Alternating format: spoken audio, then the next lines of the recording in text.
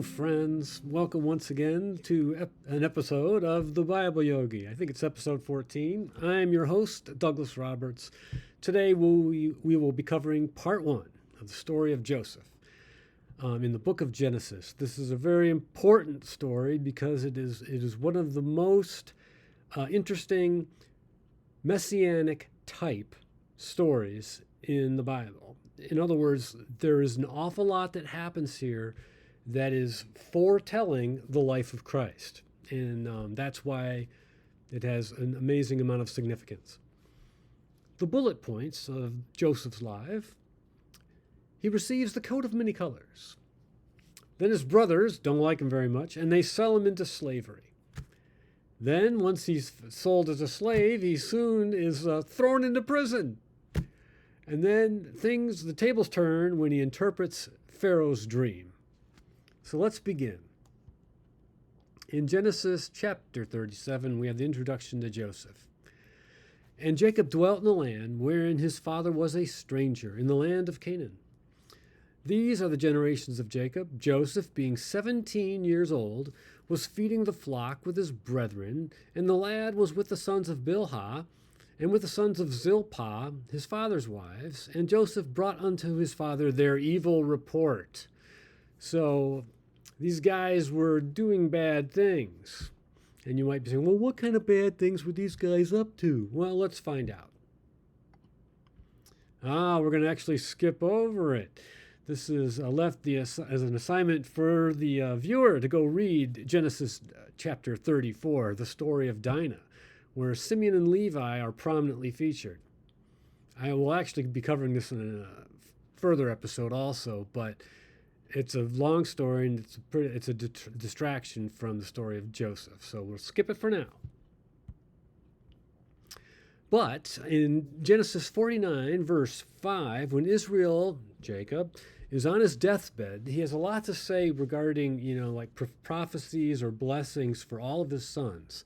And regarding Simeon and Levi, he says, instruments of cruelty are in their habitation. So it's a very odd thing to say. But if you read chapter 34, you'll understand why he said that. And you'll also understand why Joseph brought unto his father their evil report. Some of his sons were not all that great. They're not as following God as steadfastly as Israel and Abraham did, where angels were visiting them and talking with them. No, it's a different story, almost right away. If you remember, Adam was in the garden talking to God, and then he has 2 sons, Cain and Abel, and Cain kills him. So it's like there is no such thing as being grandfathered into the faith. Each of us must seek God on our own.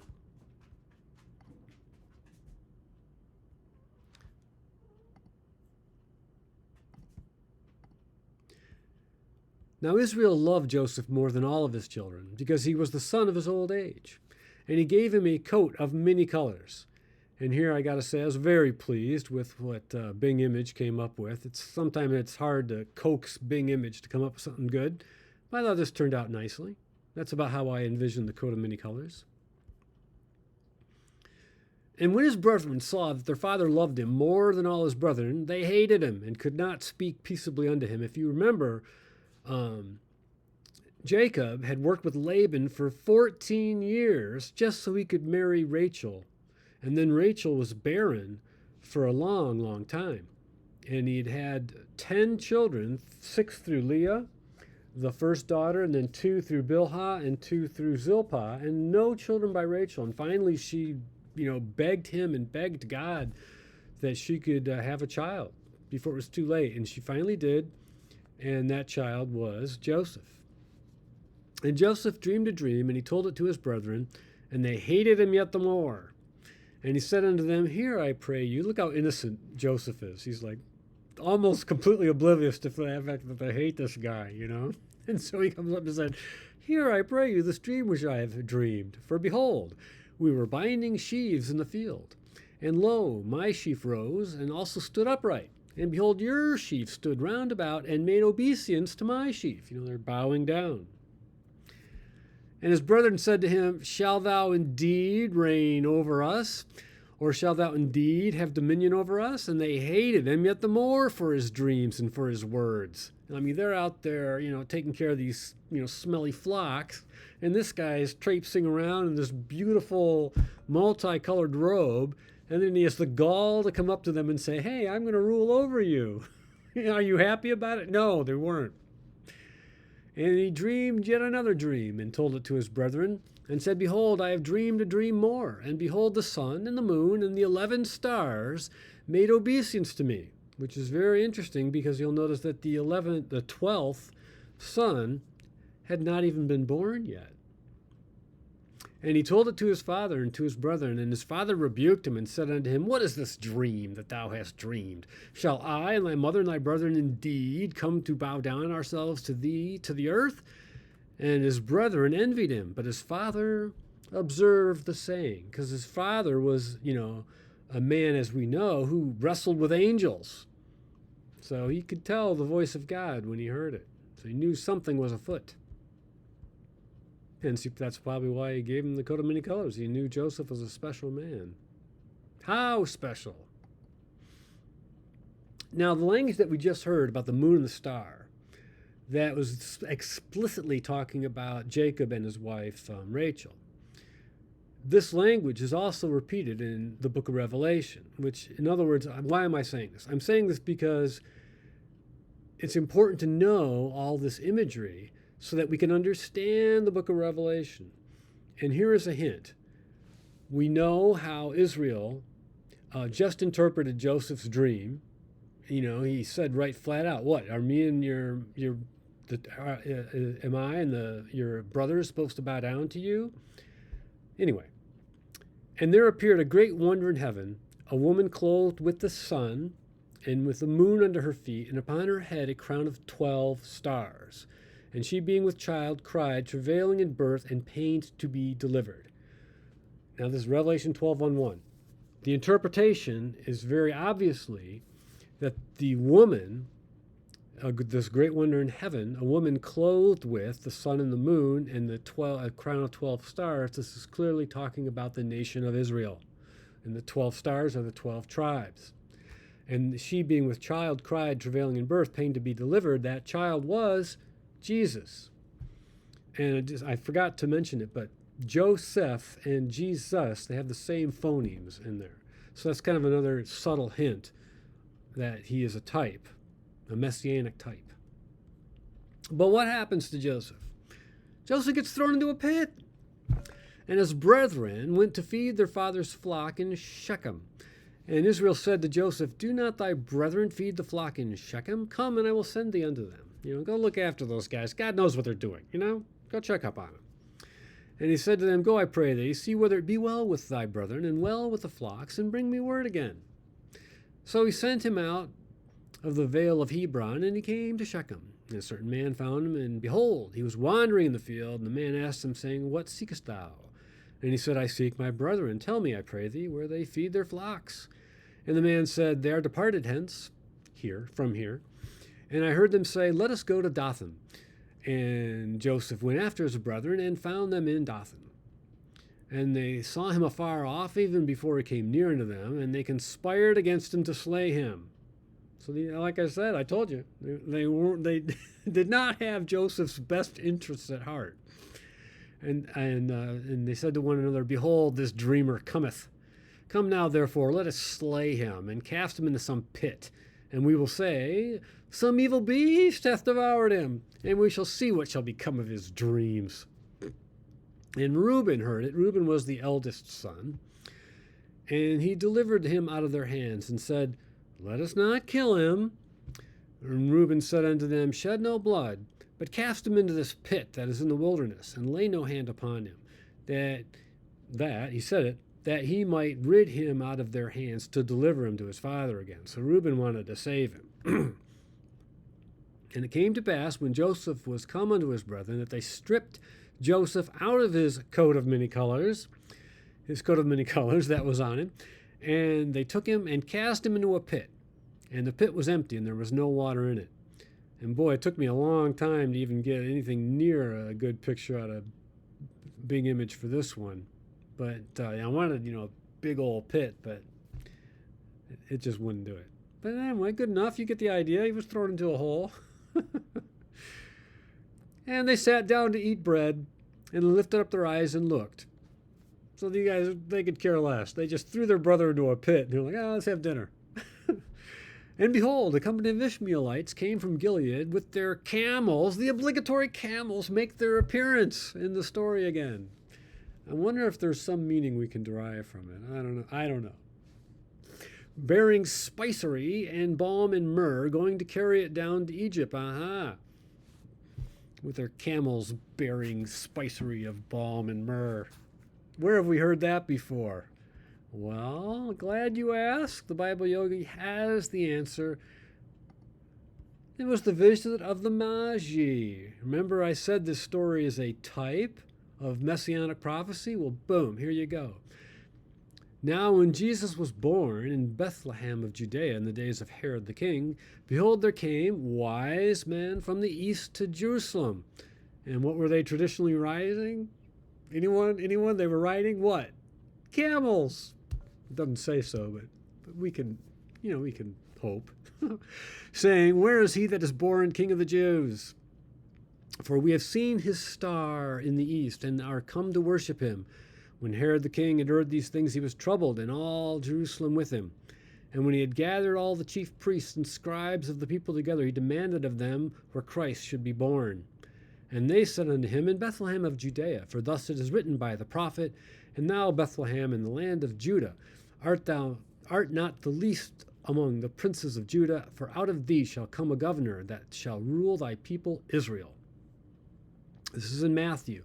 This is important for a bunch of reasons, but what I'm telling you is Matthew gives us the clues and the hints on how to identify prophecies from the Old Testament. And he continually does this thing. He continually refers to the Old Testament, and they find these frankly obscure scriptures and say, see, right here it says, thou Bethlehem in the land of Judah, this is a Messianic prophecy. And so where is this scripture from anyway? Well, thank God we have these fantastic New American Standard Bibles. We just look in the old footnotes here. Remember I showed you they got all these footnotes in the scriptures on the columns there. We just go and look it up. Micah chapter 5 verses 2 to 5. Where shall the Messiah be born? But thou, Bethlehem Ephratah, though thou be little among the thousands of Judah, yet out of thee shall he come forth unto me, that is to be ruler in Israel, whose goings forth have been from of old, from everlasting. Right? The eternal God. Therefore will he give them up unto the time that she which travaileth hath brought forth. There's that woman travailing again. Then the remnant of his brethren shall return unto the children of Israel. And he shall stand and feed in the strength of the Lord, in the majesty of the name of the Lord his God, and they shall abide. For now shall he be great unto the ends of the earth. And this man shall be the peace, when the Assyrians shall come into our land, and when he shall tread in our palaces. Then shall we raise against him 7 shepherds and 8 principal men. Now that just struck me, because in the book of Revelation, there's another scripture that talks about this same little pattern here, and we'll just read it. Revelation 17, verse 11, and the beast that was and is not, even he is the 8th, and is of the 7, and goeth into perdition. That's a mystery. Yet we see the same pattern here. I'll tell you what I think it means later, because right now I'm just simply making the association. Meanwhile, back to the visit of the Magi. Matthew, we're in the New Testament, verses 2 through 7, chapter 2, verses 7 through 14. Then Herod, when he had privily called the wise men, inquired of them diligently what time the star appeared. And he sent them to Bethlehem and said, go and search diligently for the young child, and when ye have found him, bring me word again, that I may come and worship him also. Then they heard the king, they departed, and lo, the star which they saw in the east went before them, till it came and stood over where the young child was. And when they saw the star, they rejoiced with exceedingly great joy. And what's interesting, astronomers believe that the Christmas star that led these people, the Magi, to Bethlehem was in fact a confluence of Jupiter and Saturn when they appear at the exact same spot in the sky. And lo and behold, this does happen like every 400 years. Coincidentally, in the year 2000 it happened, or around, there around. And I had the night, it was decked out. All the Yahoo was talking about it, and the Christmas star is going to show up, every 400 years, disappears. And I was watching it. You could see Jupiter and you could see Saturn getting closer and closer. I mean, you're in the sky every night, because every night I go out and walk my dog, and I'd look up, and there it is. And so you could see it getting closer and closer as the days went by. And for the week, when they would have been right on top of each other, my whole neighborhood was completely overcast, and I didn't see it. It was pretty disappointing. I had a chance to see the Christmas star, and all I saw was clouds. But anyway, the Magi, they got a chance to see it. And Bing Image Creator did a great job. Here they are celebrating seeing the Christmas star. And it guided them to the birthplace of our Lord Jesus Christ. And they were coming to the house. They saw the young child with Mary his mother, and they fell down and worshipped him. And when they had opened their treasures, they presented unto him gifts, gold and frankincense and myrrh. Finally, the Bible Yogi gets to the point. See, this is a type. The same thing. They've got this myrrh and fragrance thing going on again. And being warned of God in a dream that they should not return to Herod, they departed unto their own country another way. I wonder what was up. And when they departed, behold, the angel of the Lord appeared to Joseph, that's Jesus' dad, in a dream, saying, Arise, and take the young child and his mother, and flee to Egypt. And be thou there until I bring thee word, for Herod will seek the young child to destroy him. And when he arose, he took the young child and his mother by night, immediately, and departed into Egypt, and was there until the death of Herod, that it might be fulfilled, which was spoken of the Lord by the prophet, saying, Out of Egypt have I called my son. Remember, Joseph just got... Anyway, we'll get there. What's this bit about Egypt all of a sudden? Well, this is from Hosea, chapter 11, verses 1. One of the minor prophets, like I said, an obscure place in the Old Testament. But, if you recall, this was one of the books that was found in the Dead Sea Scrolls, in the caves of Qumran. Remember that? So this story was written at least 300 to 400 years before Christ was ever born. 11:1, Hosea, When Israel was a child, then I loved him and called my son out of Egypt. That's what they are referencing in the book of Matthew. Back to Matthew, chapter 2, verses 16. We find out why God warned Joseph to take Jesus down into Egypt. Then Herod, when he saw that he was mocked of the wise men, in other words, they fled town without visiting Herod again, he was exceedingly wroth, angry, and sent forth and slew killed all the children that were in Bethlehem and in the coasts thereof, from 2 years old and under, according to the time which he had diligently inquired of the wise men. Then was fulfilled that was spoken of by Jeremiah, the prophet, saying, In Ramah was there a voice heard, lamentation and weeping, and great mourning, Rachel weeping for her children. Rachel, right? The wife of Israel, the mother of Joseph, who has just been sold into, we'll get there, weeping for her children, and would not be comforted because they are not. And this was in Jeremiah chapter 31, verse 15. And Jeremiah was he was one of the major prophets: Isaiah, Jeremiah, Ezekiel, Daniel. Finally, back to Genesis. But I wanted you to see how the Messianic scriptures work. They're never going to spell out, well, they do though. They spell out as plainly as they possibly could. short of giving Jesus's, social security number. You know what I'm saying? It's like they spelled it all out, that the slaughter of innocents was going to happen. Genesis 37, 26-35. Joseph is sold into slavery. And Judah said unto his brethren, what profit is it if we slay our brother? Now, remember, Reuben was going to save him. What profit is it if we slay our brother and conceal his blood? Come, let us sell him to the Ishmaelites, and let not our hand be upon him. If he dies afterward, so what? For he is our brother in our flesh. And his brother were content. It's a good idea. And there passed by Midianite merchantmen, and they drew and lifted up Joseph out of the pit, and they sold Joseph to the Ishmaelites for 20 pieces of silver, and brought Joseph into Egypt. So I missed one, so I went back and made a quick correction.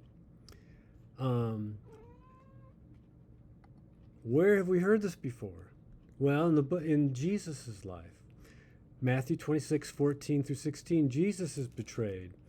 Then one of the 12, called Judas Iscariot, went unto the chief priests and said unto them, what will ye give me, and I will deliver him to you? And they covenanted with him for 30 pieces of silver. And from that time he sought opportunity to betray him. So once again, another type. I'd say when your brothers grab you out of a pit and sell you into slavery for a handful of silver, that's kind of the same thing as, basically that's a betrayal too, okay? So there's another type. Israel is told that Joseph is dead. And Reuben returned unto the pit. Remember, he's going to rescue him. And behold, Joseph was not in the pit, and he rent his clothes. And he returned unto his brethren and said, the child is not, and I, whither shall I go? And they took Joseph's coat, and they killed a goat of the kids, and dipped the coat in blood, and they sent the coat of many colors, and they brought it to their father and said, this is what we found. Know now whether it be thy son's coat or not. And he knew it, and said, it is my son's coat. An evil beast hath devoured him. Joseph is without doubt rent in pieces. I always thought this would be a good time for you to pray and get one of those angels to come down and tell you what's really going on, but he didn't do it. He just accepted these guys' words for it, but okay. And Jacob rent his clothes and put sackcloth upon his loins and mourned his son for many days. See, God has a plan in this case. So we're not worried. And all his sons and all his daughters rose up to comfort him, and he refused to be comforted. And he said, for I will go down into the grave unto my son mourning. Thus his father wept for him. And the Midianites sold Joseph into Egypt unto Potiphar, an officer of Pharaoh's and a captain of the guard. And then there's another story that we're going to skip over. It's chapter, like I said, I'll cover a lot of these missing stories later. Genesis 38, Judah and Tamar and the scarlet thread baby. It's another weird little story. And Joseph was brought down into Egypt, and Potiphar, an officer of Pharaoh, captain of the guard, an Egyptian, bought him of the hands of the Ishmaelites, which had brought him down thither to there. And the Lord was with Joseph, and he was a prosperous man, and he was in the house of his master, the Egyptian. And his master saw that the Lord was with him, and that the Lord made all that he did to prosper in his hand. And Joseph found grace in his sight, and he served him, and he made him overseer over his house. And all that he had he put into his hand. And it came to pass that from the time that he had made him overseer in his house and over all that he had, that the Lord blessed the Egyptian's house for Joseph's sake. And the blessing of the Lord was upon all that he had in the house and in the field. And he left all that he had in Joseph's hand, and he knew not aught he had. In other words, he didn't even worry about it anymore, except for the bread that he did eat. And Joseph was a goodly person and well favored. And we're going to leave it at that. So that's a nice video there, and we'll take up with part 2. Take it up with part 2 as soon as I can, folks. Until then, everybody take care.